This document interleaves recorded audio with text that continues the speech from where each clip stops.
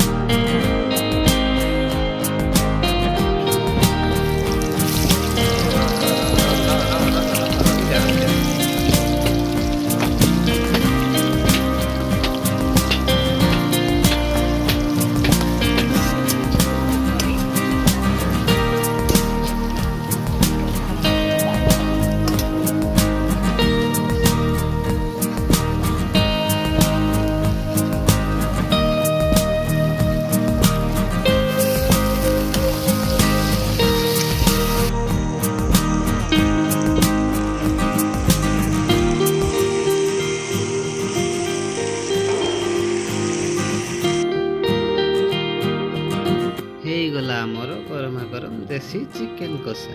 ଆପଣମାନେ ଚିକେନ କଷା କେମିତି ବନାନ୍ତି କମେଣ୍ଟ ବକ୍ସରେ ନିହାତି ଜଣେଇବେ। ରହିଲି, ଜୟ ଜଗନ୍ନାଥ।